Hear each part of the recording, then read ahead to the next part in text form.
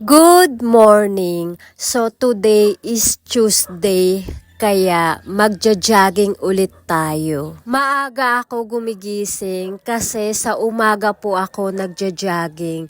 Bumabangon ako around 4:30 a.m. or 5 a.m. Ang ganda nitong suot ko na sportswear. Para siyang vest type, stretchable din yung tela at makapal. Para nga madala ko yung mga running essentials ko katulad ng cellphone, susi, panyo, konting cash, pambili ng tubig. Ito yung ginagamit ko na belt bag. Maganda to siya kasi kahit saan side ng balakang mo ilagay, sa harap o kaya sa likod. Ang nagustuhan ko pa sa belt bag na yan, kahit marami siyang laman, hindi siya ganong katalbog kapag tumatakbo na. Kaya less hassle na hindi mo na kailangan bitbitin yung cellphone mo kapag nagja-jogging ka. Tapos itong napaka-cute naming aso, nalulungkot yan kapag umaalis kami. Bago tayo mag-jogging, kailangan mag-warm up muna tayo, mag-stretching para iwas injury.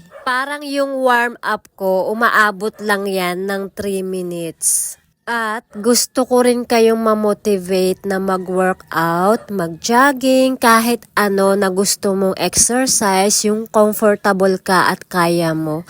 Kasi dati malaki ako, nasa 60 kilos po yung weight ko. Mataba na talaga ako nun kasi yung taba ng katawan ko, bibilugin talaga siya.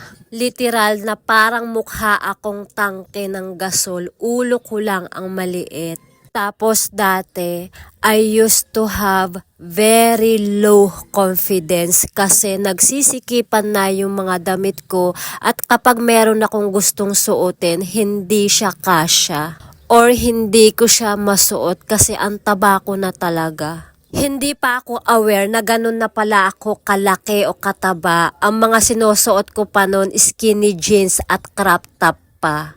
Ang cute na magkakapatid na pusa na to, kaya binidyohan ko sila. Binago ko talaga yung lifestyle ko mula nung napapansin ko na rin sa mga picture, sa mga selfie at sa mga damit ko na sumisikip na sila, kaya nag-decide talaga ako na mag-exercise na. Ito yung pusa na pinapakain ko kapag nagja-jogging ako. Hindi ako sigurado kung stray cat siya o merong nagmamay-ari. Pero naaawa ako sa kanya, kaya pinagdadala ko rin siya ng pagkain. Although sa Manila is marami po ang nagpapakain ng mga stray cats. Grabe, salute po sa inyo. So, twice a week akong nagja-jogging at 4 times a week naman ako nag-home workout. Gumigising talaga ako na I always start my day positive.